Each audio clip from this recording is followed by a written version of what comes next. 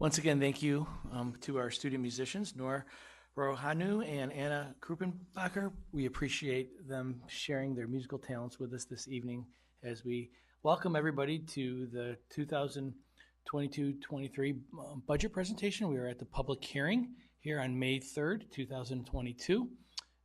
We're looking forward to sharing our time here with the public library, where they'll be sharing their budget. We have Laura Hynett here tonight to speak on the budget for the public library. We'll start the evening off with Ms. Hynett.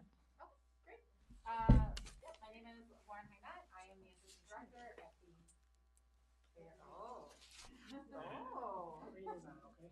Hi. Yeah. Hello. Ooh, all right. Can you hear me in the cheap seats? Great. My name is Lauren Hynett. I am the assistant director at the Fairport Public Library. I will be presenting our budget for the 2022-2023 fiscal year. Our director normally presents this, but he was called away for a family emergency, so you guys got lucky and got me. All right. So, as we all know, we've been facing some challenges with the pandemic, and we've been dealing with it in every sort of way. There's been some long-term impact on the state and the economy. We've dealt with it even from our end with supply chain issues, getting books in, getting them in on time. That's been something we've been dealing with. When the former governor, when he was in office, he had done some cuts to the library aid. It's been below the formula since 2008. There's been some cuts to the Monroe County Library system. That is the system that we are a part of. There are 32 libraries within our system. We are one of them. And luckily, the Monroe County Library system provides critical infrastructure. The cost of MCLS is covered by New York State funding and by member library contributions.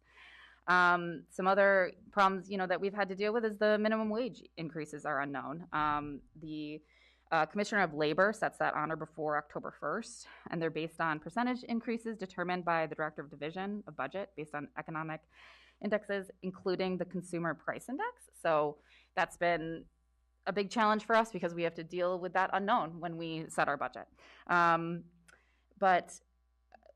things, we have state mandated retirement contributions, healthcare costs, and technology costs to deal with. Our library services continue to be more based in technology, and COVID definitely set that on the fast pace, just like at the school. We have Zoom programs. We had to move a lot of budget around with COVID from our book materials into our ebook, so more people could access that stuff from home. And as we worked on our 5-year plan, we incorporated the changes that are happening in the population of this community. One big change is the aging of the community.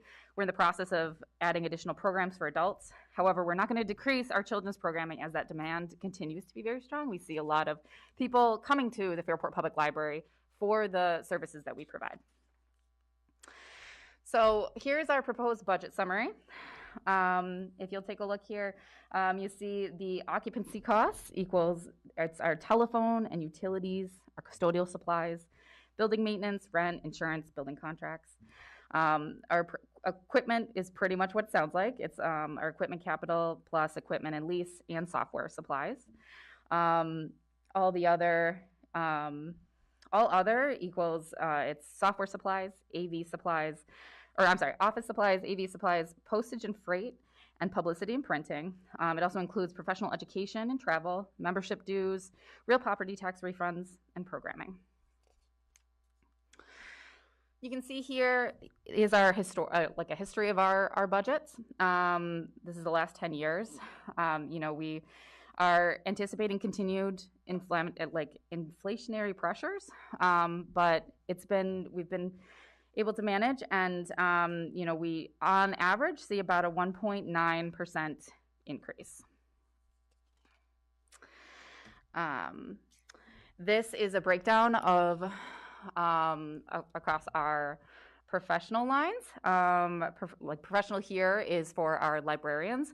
We are a service organization, so salaries are a very large part of our budget. Without our people, we would not be able to run. And so professional, like I said, is librarians. Clerical is our clerks. Pages include high school and adult pages. Custodials are custodians, and aides are the people who staff our children's room desk. So on this one, this is our benefits breakdown. Health insurance costs continue to rise. We factor in new staff taking the healthcare benefit. We've seen a lot of our staff is on the older end, and we've seen a flash of retirements recently. So, we try to plan for that as best we can for those who will be coming in and possibly taking the full health insurance benefit. Next up, we have non-tax revenue sources. This is our other revenues. We get revenues from fees, fines, and printing. The fees is overdue fines, and printing is for cost of printing and copying. Pilot is our payment in lieu of taxes. State aid is relatively small amount of our budget. Most state aid to libraries goes to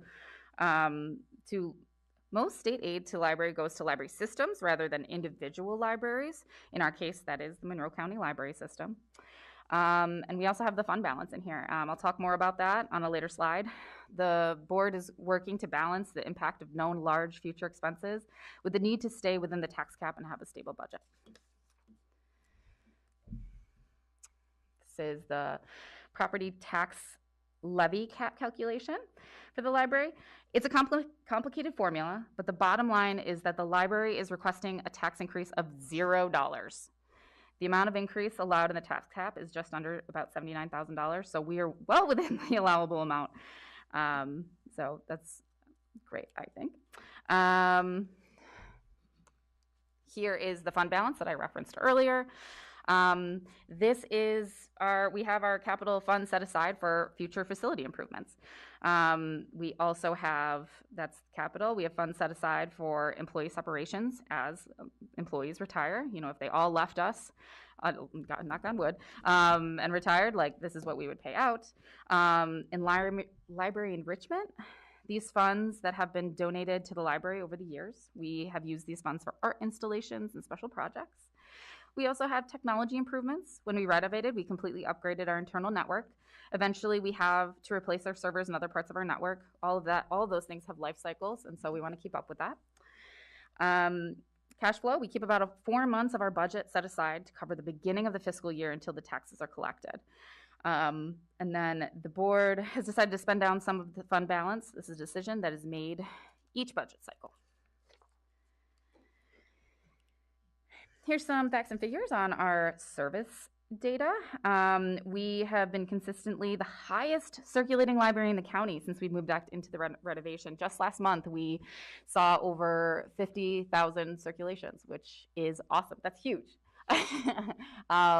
It's really great. So I think it really goes to show that people are coming here to Fairport for our services. You can also see the breakdown, of our total circ. The circ of our digital materials and our visitors to the library. And you can see here, this is a little bit more of a breakdown. In 2021, we had 1,406 and 659 for the whole year. That equals to about 476 people a day. That's huge. We are a very busy library. That's just out of 308 days that we were open in 2021 because we are closed for Sundays from May to October. For our circulation, 524,713, or about 1,400 items a day, which is awesome. I probably account for half of that. And for our programming data, early literacy is, as you'll see up there, is commonly known as story time. Our children's librarians integrate components of early literacy skill development, read, write, sing, talk, play, into these programs. Children's Room is designed to encourage these same interactions between caretaker and child. Children programs are in addition to the story times. Special programs for kids are during school vacations. We have Lego Club, we have Bracelet Club, we have Animal Lovers Book Club. All of that is separate from story time, and that's how we're counting that. Some of our teen programs include SAT practice tests, babysitting training, chess, which we are actually coming into our 25th year of offering for teens, terranium building, more book clubs. We also have a large variety of programs for adults, including book discussion groups, travelogues, various educational and historical programs. We also partner with the AARP to do driver safety courses, all sorts of things. And summer is by far our busiest season. We have so much going on, programs for all ages, concerts at the gazebo, summer reading programs, and even books to plan your next vacation. We are pretty busy with our programming. We saw 18,423 attendees at 834 programs last year. That's about 22 attendees per program. Our community room library holds up to about 90 people, and we regularly see, especially with our adult programming, that completely filled. It's great. So we count on Monroe County Library System for our support, and we have to pay into that with our cost shares. There is a very close interaction between the libraries in the Monroe County as a product of MCLS. During our year of COVID, the directors met weekly to discuss their response and issues, and I was front row to it, and I could tell you they worked tirelessly to bring us back. But this infrastructure with the directors and MCLS, it's important and allows us to focus our attention on our community. They do a variety of things with us between the automation. They are the ones that control our catalog. They give us access for fiber optic internet, online databases, and they're also the ones that deliver between all the different libraries. So if you needed something from Grace, you could get it here at Fairport within a couple of days. So we are also looking into our growth area for services based on the library strategic plan. This is something that we are currently working on. We're in the final months of our last 5-year long-range plan, and we are looking into our next 5 years. That is what we are currently working on. The year 2021 to 2022, we saw a shift of services coming back. We increased our hours. After we closed, we slowly reopened with more and more hours throughout the week. We started including, initially we were only open Monday through Friday, and then we added Saturday, and then finally we saw Sundays return, which has been huge. We see more people on Sundays sometimes within 3 hours than we do in a whole day from 9 to 9. So people really enjoy it. We also saw an increased spending in digital formats. People really enjoyed the ease of use, being able to get this stuff from home. So we've continued spending there. We've also continued with our Zoom subscription for our various programming, because there's people who still feel uncomfortable coming into the library. So we are continuing with that for them. We also have our Facebook story times. We use YouTube for our craft clubs. And we also picked up during the pandemic Hoopla and Canopy. Hoopla is another offering for ebooks and audiobooks, and Canopy, which is for streaming videos, which is essentially like the library's version of Netflix, which is great. So the cost, you may be wondering, what's the cost for me for 1 year for library services? And the breakdown is here. This is an assessment for a property at $200,000. So you would be paying $152 per year for those library services. And that includes, obviously, everything that you get at the library. So we are a school district public library. So we are completely separate from the school district. We have a separate board of trustees. We have a separate budget. And this all came about in 1839. The parents and voters approved a $10 steal of a deal for purchasing a library. We are our own, and we had opened in 1840 at 36 East Church Street. We were the first state chartered library in the Monroe County in 1895, and probably one of the earliest in the state. And there are some others. There's about 163 other school district public libraries in the state. You can see the breakdown there.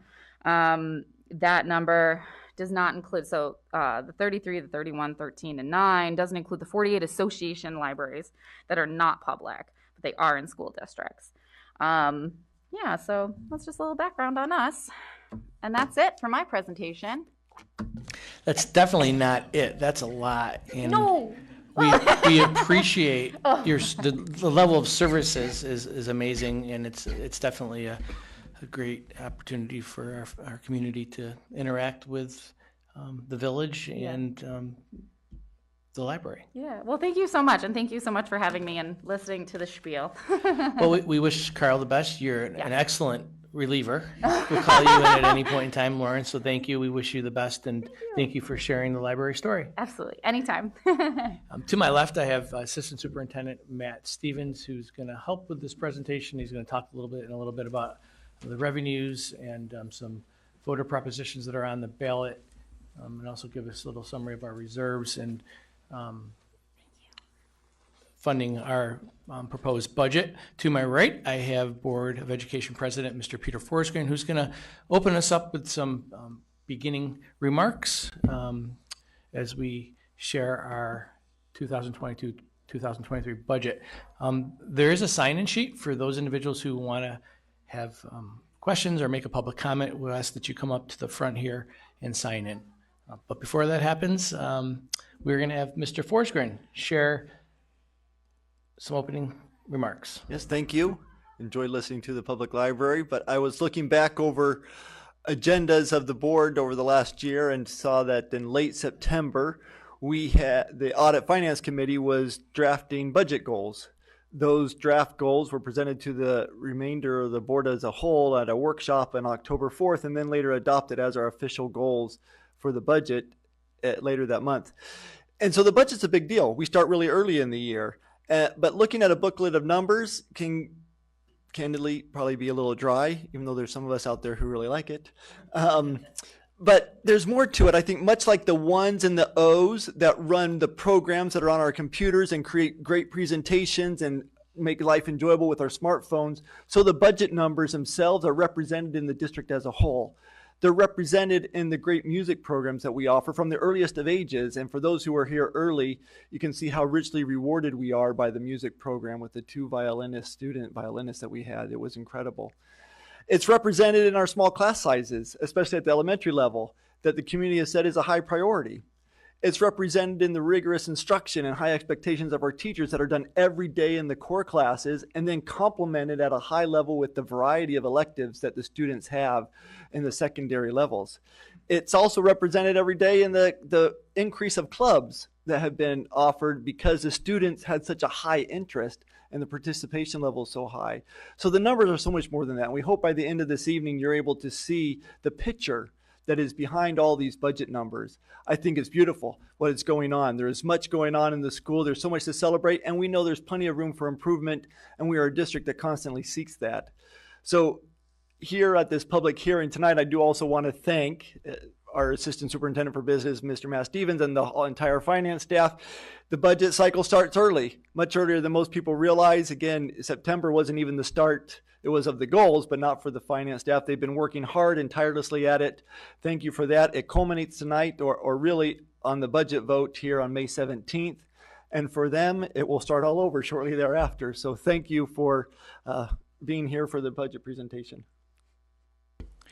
Thank you, Mr. Forsgren. I really appreciate you having those opening remarks, because I always say the budget tells a story, and we have so many wonderful things happening in our school district. You mentioned Nora and Anna, who are 2 talented musicians who started off the evening. We have artwork out here in the foyer as you enter room 512 at the high school that honors and recognizes our students' great work, and that's just in the arts. We have 2 middle schools that are nationally recognized. Less than 3% are recognized as a school to watch. We have a national blue ribbon high school and a school at the high school that is consistently recognized in Newsweek as a high or top performing school. And all those recognitions are about access and opportunities and performing and doing and representing Fairport with the excellence that we've become accustomed to. But all that takes a budget. And our Fairport story is being shared here tonight. Our goal is to share and provide a framework of what our priorities are with our budget. We're going to talk a little about enrollment and how that impacts our sections. Then we talk about our three-part budget program, administrative and capital. Mr. Stevens is then going to talk about the revenue and some voter propositions, as I was sharing earlier. But as Mr. Forsgren was saying, each year the budget is discussed when nobody's thinking about the budget. We have an audit and finance committee. The Board of Education discusses this in workshops late summer into the fall and establishes budget goals. And the budget goals speak to high quality programming, making sure that our programs are developmentally appropriate and expansive to meet the needs of each child and every child and the whole child. We have an expectation from our community that we manage our costs to support our programming, to do it in a fiscally responsive and responsible manner, using district reserves to offset general fund costs and future planning, which we're doing lots of future planning. Facilities planning, keeping our schools modernized, keeping our schools comfortable, safe, and effective, so learning and connections can occur. And the new one this year is conservation and sustainability. We're really excited about developing this as we continue to move forward. We have an expectation to use our resources by learning about and being purposeful to support sustainability as we move along. We know that our enrollment in our Fairport schools consistently has been declining, anywhere from 0.5% to 1%, and sometimes a little bit over 1% each year. Over the past 3 years, we've seen a decrease in approximately 300 students. And a way to look at it is some of our community members who went to school here had graduating classes upwards into to the number of 700, 750. Now we're bringing in, class sizes ranging from 391. You see in kindergarten, that will increase over the next several years, getting to approximately about 420 to 440. And we've done multiple enrollment studies, and it continues to confirm that enrollment continues to decline, but we're leveling out, and the numbers that we're seeing now are the numbers that we're going to be living with in the future. And that's helpful as we plan, as we make decisions about programming, and we look forward to developing that more in the community. But that drives budget, that drives how we allocate our resources, our enrollment. You'll see that our class sizes continue to be an expectation of the community and, of course, the Board of Education. Our Board of Education prioritizes class sizes because they know that they make a difference. They know that connections in the classroom are at a premium when you can actually visit and meet and interact with students. We're proud of the fact a very special and unique attribute of our community, our school community, is our class sizes. Now, balancing class sizes to making sure that we have the electives, the enrichment programs, and the very best for our students, that's always what we try to accomplish when looking at budget. We look at these numbers continually and have expectations around meeting the class size expectations of our community. You'll see that there are sections declining in each of our schools relative to declining enrollment. Again, you'll see changes at Brooks Hill, Dudley, Northside, JA, totaling A and JP. At the high school, secondary sectioning continues to remain between 23 and 26 for grades 7 and 8, and 24 to 27 in grades 9 through 12.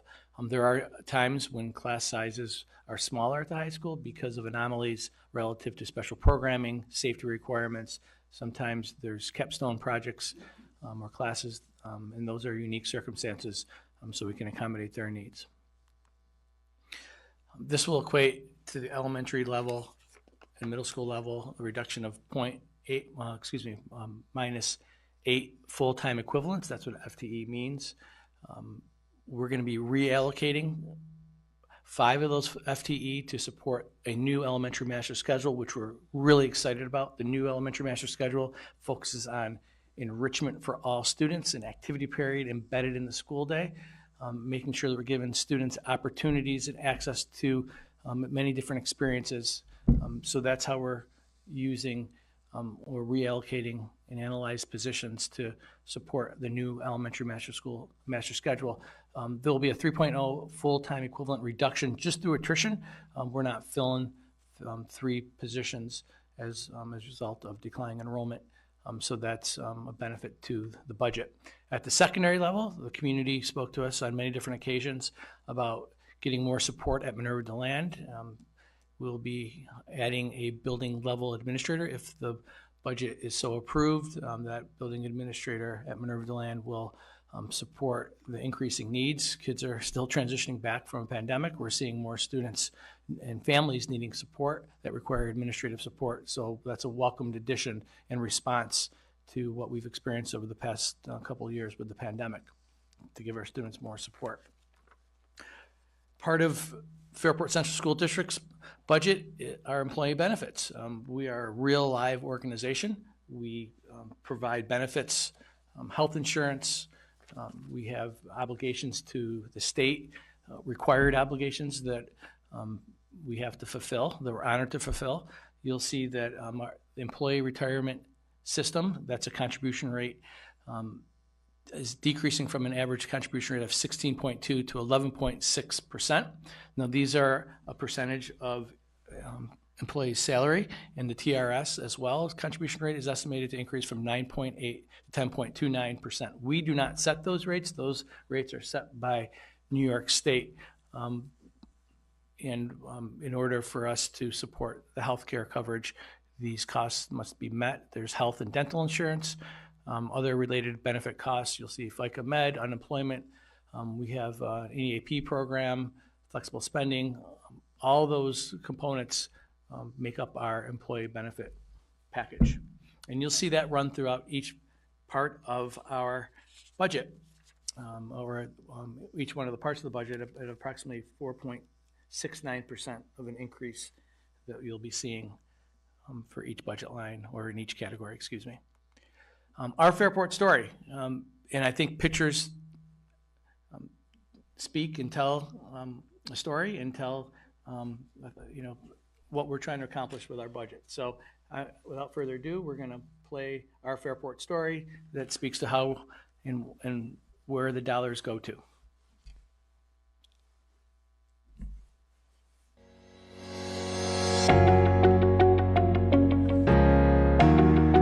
The families of Fairport and Parrington put their trust in the Fairport Central School District every day when they send their students off to school. By supporting the Fairport Central School District, our friends and their neighbors also show their support for our extraordinary programming and focus on our commitment to meeting the needs of each child and the whole child. And our commitment to the staff who meet our students where they are in their academic and social-emotional journey in our schools. This is our Fairport Story. 3, 2, 1, go! Students at Fairport excel under the district's focus on providing meaningful and challenging academic experiences where they explore the worlds of technology, history, the literary arts, and mathematics every day in our schools. The social, emotional, and mental health of our students is paramount, and Fairport has dedicated resources both in and outside the classroom to help our students stay healthy and safe.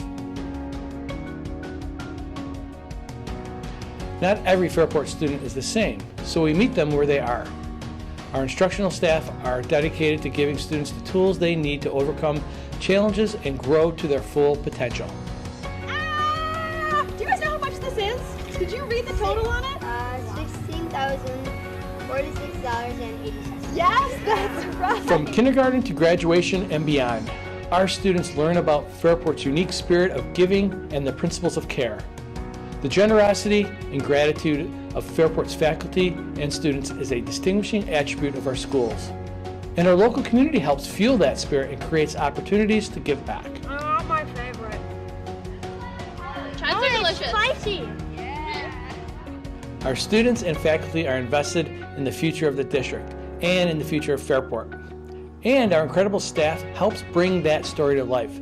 Bus drivers, food service staff, and the maintenance team members keep the engines running, the students fed, and the lights humming in our schools. Our schools are special places where students have the opportunity to create lasting memories and flourish as individuals. Each year, your continued support and investment in Fairport opens up a bright new world for our amazing schools and the students they serve, and sets the stage for the Fairport story to continue. Thank you.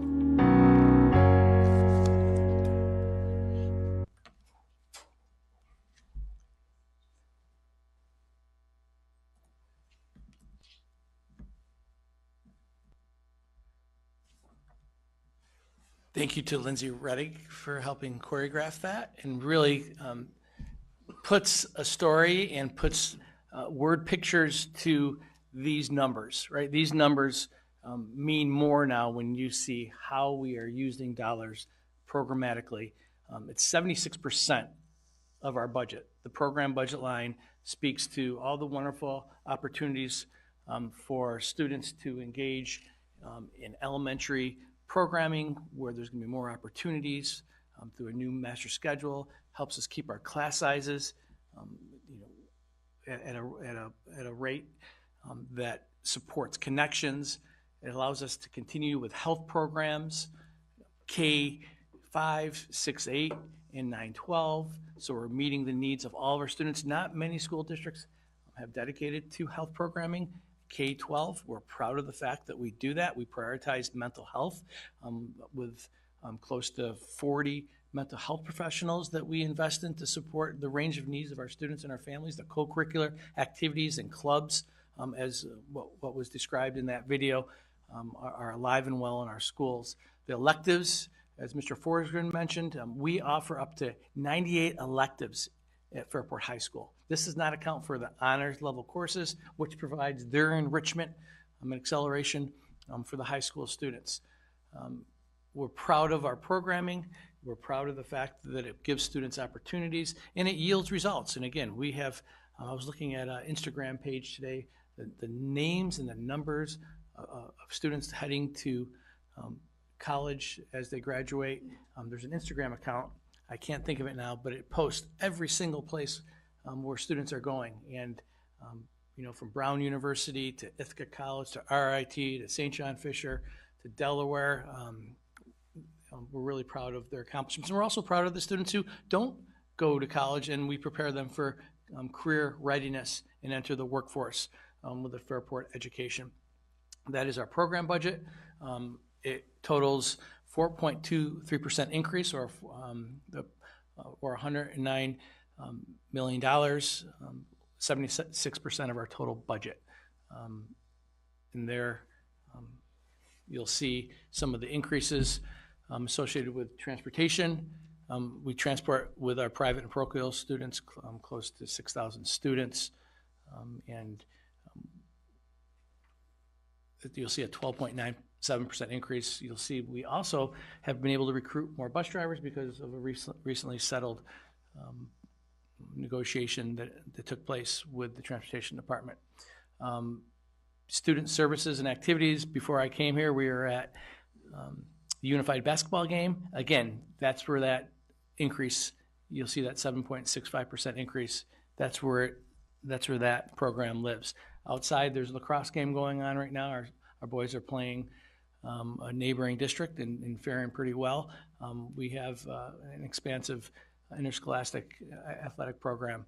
That's where that's housed, along with our pupil services and commitment to mental health. So you'll see an increase of 7.65% there. And library, media, and computer, 4.38%. That's where we're adding support for our instructional coaches that build capacity throughout our organization, that supports student learning, putting computers in our students' hands.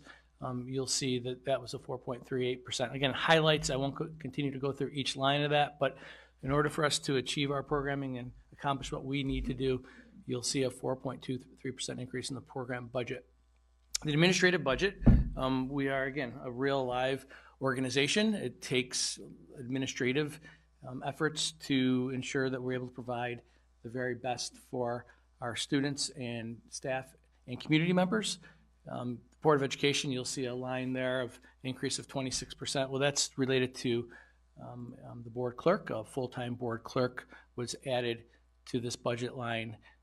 The board volunteers their time, volunteers so many and sacrifices so many nights and thinks about our schools when no one else is thinking. They do not get paid and they're not part of that budget line. Central administration, that's the superintendent's office. Salary adjustments were made for our non-collective workers. In each one of these lines, you'll see slight bumps because there was an increase in a slight salary adjustment that we need to accommodate to support our confidential secretaries and staff in those offices. Overall, the administrative budget is up 4.19% and is 12% of our total budget.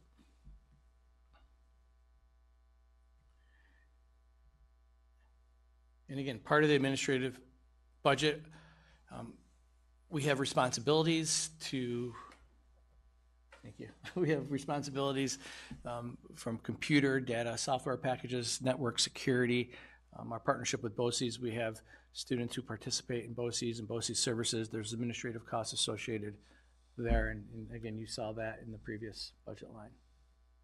Capital budget, the most impressive part, we forget that we have 1.2 million square feet, 1.2 million square feet of land to manage and support here, 300 acres of maintenance and upkeep. There's grass to mow, parking lots to maintain, making sure that our lights are working, utilities to pay, 8 buildings and 4 support buildings. And there's an increase in this budget line of 1.56% increase. Supporting the operations and maintenance of our district is an undertaking. There was some increases in the operation and maintenance, part of that 1.56% increase. We had to adjust some utility costs and anticipating some salary adjustments as we head into next year.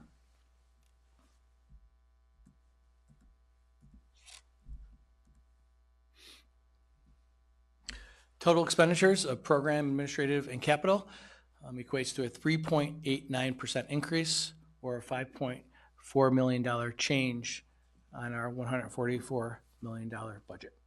I'm going to spend the rest of this time to give Mr. Stevens the clicker to talk a little bit about the revenues and how we're moving forward and supporting, paying for all these wonderful things. Great. Good evening, and thank you, Mr. Provenzano. So as mentioned, the next piece in reviewing the 22-23 proposed budget is how we support the expenses on the revenue side. So here you can see a chart detailing out the different pieces of revenue the district receives. 2 of the largest, which represent property taxes and our payments in lieu of taxes, at about $83.7 million, and then state aid is our other large piece of revenue. That's money coming into the state. We'll look at a little bit deeper on a couple slides further. We do collect some sales tax from Monroe County. Monroe County actually distributes that out to the school districts. So we have about $5.8 million in sales tax. Other revenue would make up any refunds of prior year expenses, also admission fees, and so on and so forth to some of the different events that we have in our facility use. And then the other large pieces are related to our assigned fund balance and our general fund reserves. The assigned fund balance is money related to what's left over in our actual revenues over our expenses in the prior year budget that we assign to help keep the tax increase maintained at the steady increases at the tax cap level in the next year's budget. And then our general fund reserves, we assign monies from the operating reserves of which qualify, such as our employee and teacher retirement system reserves, unemployment, and our tax surcharge reserve to go against any tax refunds. And then our debt service fund is money, the $168,000 is related to premiums on obligations for a borrowing, a short-term bond anticipation note that we received premiums to help pay down the interest in the following budget year. So that's $168,000 being brought in to help pay that interest payment for next year.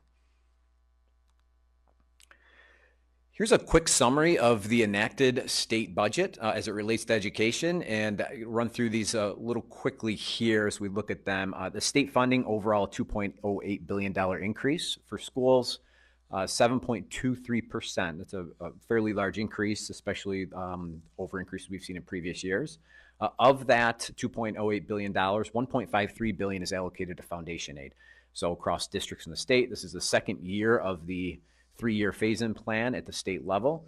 For Fairport, our increase in foundation aid next year is $2.4 million. That is actually 50% of the foundation aid still due based on the 21-22 foundation aid base. Districts that had a little bit less due, they may receive a 3% minimum increase over 21-22. Or for Fairport, there's over $4 million of aid due for foundation aid according to the formula, so our amount is $2.4 million. And then the expense-based aids increase about $556 million. Those are the aids based on expenses for schools, money spent in current year, aided in the following year. Some examples include transportation, BOCES aid, building aid, excess cost aid, instructional material aid like library materials, hardware, software, textbooks, just to name a few different pieces of aid there. And this aid will continue to be funded per the formula and law. For Fairport, it's about a $294,000 increase. We had some drop off of debt on the expense side of the budget, which in turn will have a reduction of our building aid. So those are kind of some net out figures you'd see there. Increase in some transportation aid, net of building aid, BOCES aid relatively flat, and then our instructional material aid, a small under $1,000 decrease, but again, related to enrollment figures and how those formulas flow. Just a note of considerations, we still are receiving the federal stimulus funds related to the CRSA and ARP funding, and that is planned and scheduled through 23-24, as well as the foundation aid phase-in that we are anticipating in 23-24 to continue. So just to keep in mind as we look at our 24-25 budget year and long-term planning, it's just a note of funding sources that we'll be looking at planning to no longer be receiving, and as we have outlook for long-range budget planning. Some other highlights of the state enacted budget, zero-emission school buses. Here you can see it requires all districts to begin purchasing zero-emission buses by 2027, with the plan that all on the road to be zero-emission by 2035. There is a one-time waiver for 2 years that districts are permitted to seek in order to allow additional time for compliance. And then they've actually expanded the lease terms on buses and the aidability. So right now, buses are aided on a 5-year amortization schedule. This would extend it to 12 years, allow districts to lease for 12 years, as well as, and then the state would pay the aid over 12 years as a whole. So that's just a highlight on zero-emission school buses. I've already had conversations with our director of transportation, head mechanic. The district will have to go through some facility study pieces, look at the infrastructure as a whole, but in essence, the district would start looking at those pieces early on just to identify what needs would be long term, as well as what are the funding sources that can help districts out as a whole to put the infrastructure in place. UP grant expansion, another piece, retiree income waiver. This temporarily waives the retirement income cap until June 30th, 23 for any retirees working in districts. So it's a one-time for that year. A couple of pieces not included in the enacted budget that were seeked. One is the increase in the BOCES career and tech ed salary cap from $60,000 or from $30,000 to $60,000, so up to $60,000. That was rejected. That's a piece that helps with the aid calculations for districts. Unfortunately, didn't go through with this budget. Capital outlay threshold. Right now, districts are allowed to pursue a $100,000 capital outlay project that is work done in 1 year at one building that's aided the following year. So that remains at $100,000. Prior year adjustments, those are monies that typically the state will budget to help fund any prior year adjustments, whether it be on final cost reports for capital projects, prior year aid owed based on cost reconciliations. There is nothing in the budget to help fund those either for the following year. And then there is a rejected to discontinue the state financial transparency reporting requirements. Here's a quick chart of the state aid revenue. I mentioned this also if we looked at the pie graph, but our foundation aid is our largest aid, it's allocated to schools for operating expenses, our general operations. And here we have a $2.45 million increase, just under 10%. And then our transportation, BOCES building aid nets out to about a $244,000 increase. Excess cost aid is about $50,000. That's aid on students that may be attending BOCES and special needs programs, as well as in-district programming and private placements outside the district as well. Then here you can see the aidable materials, urban suburban tuition aid, about a $363 increase. Primarily that's related to our instructional material aids. So overall, we saw a very positive increase to our state aid of $2.7 million or 6.21%. This is definitely the highest increase we've seen in many years as the foundation aid continues to be funded and phased in according to the formula. And this definitely helps fund and pay for a lot of the expense pieces that we had and support our instructional, our programming, administrative and capital costs on the expense side of the budget.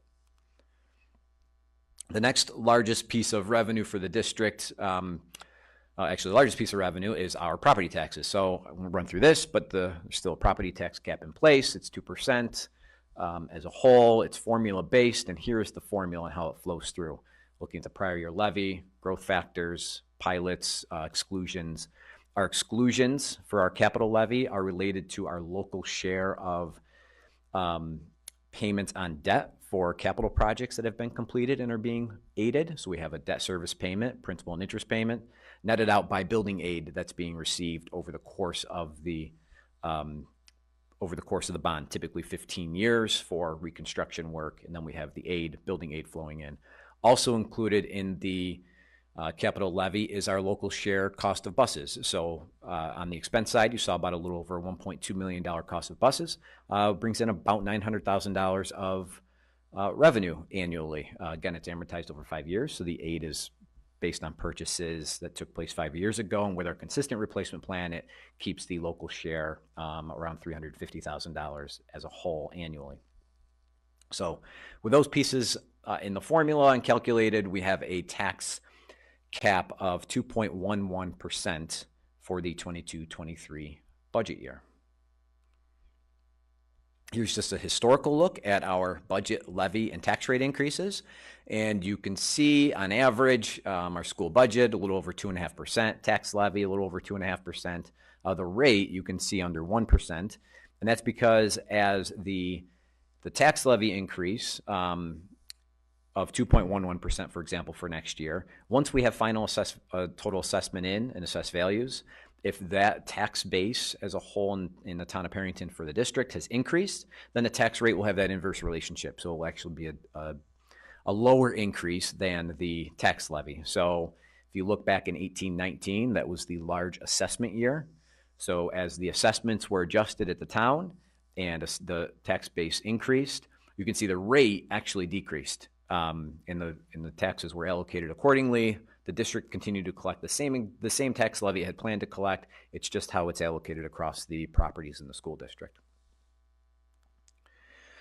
So overall, with the tax levy calculation for next year, what does that mean in terms of a tax rate projection? In 21-22, our tax rate was $23.29 per $1,000 of assessed value. Home, $200,000 home without STAR, before factoring any basic or enhanced STAR, that'd be about $4,600. And next year, be about a $98 increase for that same $200,000 home, or $4,700. Again, if there is a basic STAR being received or deducted on the tax bill, you just simply subtract that out from the $4,700. In some cases, homeowners may be receiving that STAR rebate from the state in form of a check. So then the tax bill would show the total amount owed because they'd be receiving the payment directly from the state. Just one piece to note, equalization rate in the town is tentatively set at 80%. What does that mean? What that means is there hasn't been a reassessment at the town level in the past several years.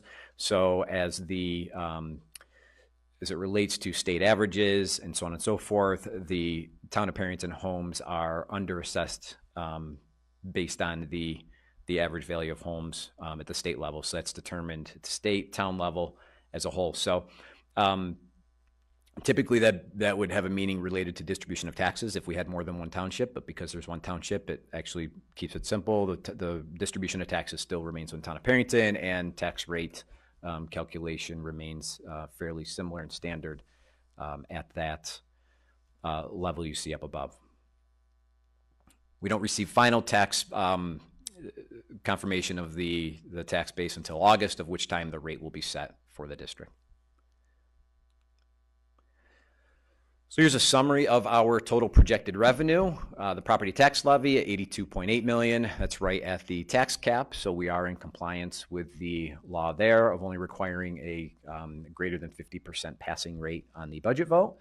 Payments in lieu of taxes, those are agreements from the County of Monroe Industrial Development Agency, as well as the Village Industrial Development Agency, Fairport Village, that we received some payments there in lieu of taxes. They're usually on a schedule, 10-year schedule, of which then they ease into the full tax roll at the end of the 10 years.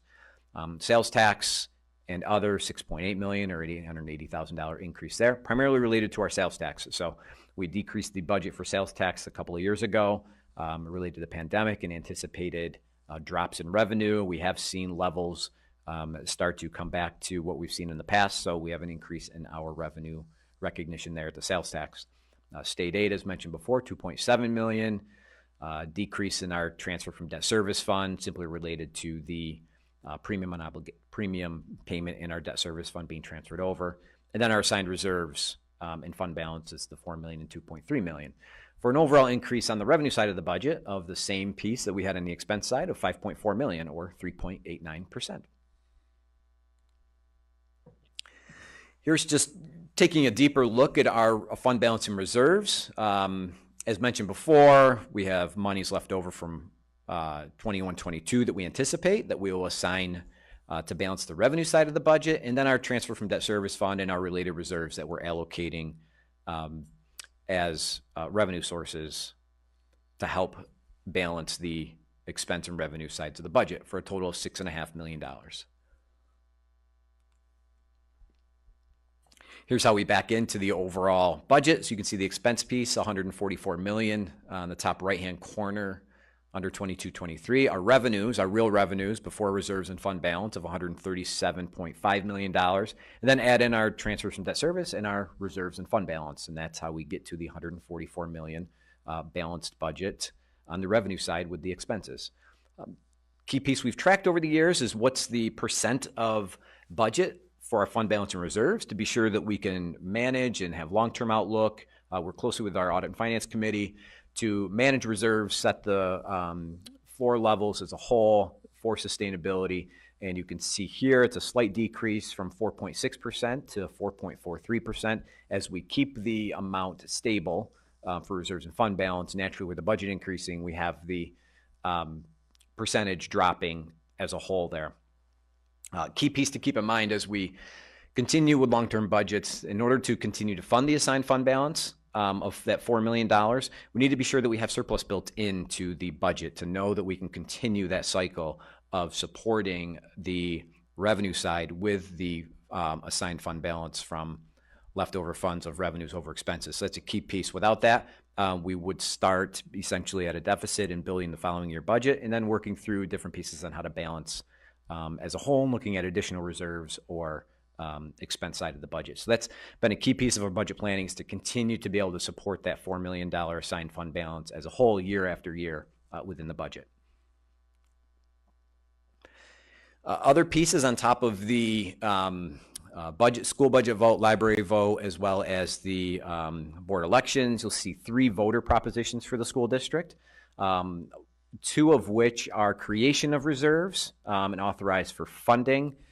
In the second, proposition number 2, is actually looking for the approval to spend $1.35 million from our capital technology reserve fund in order to buy technology equipment and supplies. So we're looking here and proposing to use the funds. Our planned use is to replace wireless access points throughout our district to continue to support the devices we have, the usage, the aging equipment as a whole, as well as a replacement of our radio communication system across the district, and to help enhance that, support our communications built within buildings across the district as a whole. So those two pieces make up the $1.35 million.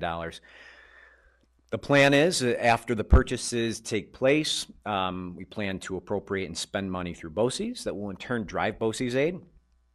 And that's why you see proposition number 3 for the authorization to create and fund a capital technology reserve. So in essence, to take the aid, BOCES aid we receive from the expense through BOCES and help fund and maintain our levels that we have established as an audit and finance committee in our reserve fund planning, fund that into a new capital technology reserve fund. We have a tech reserve fund, however, the funding timeline has expired. So this is to reestablish a new one and to be able to have the ability to fund that with revenues we receive from purchases in proposition number 2. And then proposition number 1 is looking for authorization to create and fund a brand new 2022 capital building reserve. That relates to our long-term facilities planning, future projects, and continuing to be able to allocate funds to the building reserve that in turn we bring back as part of a vote. And we use that money to decrease the amount we'd need to borrow in a project. For example, the 2019 approved project is a $56 million project, of which we brought in $7 million from our capital reserve. So that helps reduce local share long-term on our borrowing and helps balance the revenue and expense side long-term over the course of the debt when the project's complete. So I'm looking to be able to fund, create and fund a new building reserve to continue that cycle of supporting our capital projects long-term and our facility improvements. The next 3 slides are simply the language related to the resolution. You see a slightly shortened version on the ballot in order to make it fit on the ballot of these 3 pieces as a whole. And I'm going to turn it back over to Mr. Provenzano to finish up the presentation. Mr. Stevens, thank you and your team, Monica Shannon and Chris Eckert, for organizing all these very important budget lines, and appreciate the Board of Education's clarity to help us create our story. The community will have the opportunity to come to Joanna Perrin on May 17th for the budget vote and board elections from 6 a.m. to 9 p.m. at Joanna Perrin Middle School in the gymnasium like it's been in years past. There'll be, again, the budget vote and the board of elections.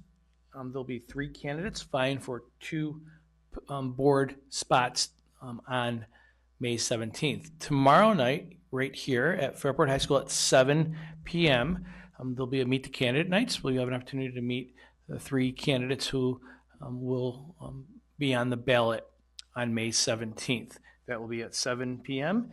If you cannot make it here tomorrow, it will be on our YouTube live channel, this very station that you're viewing this presentation.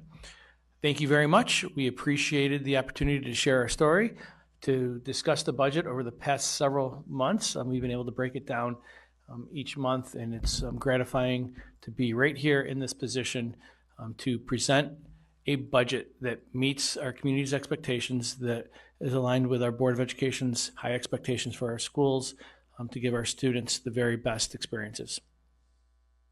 Thank you very much.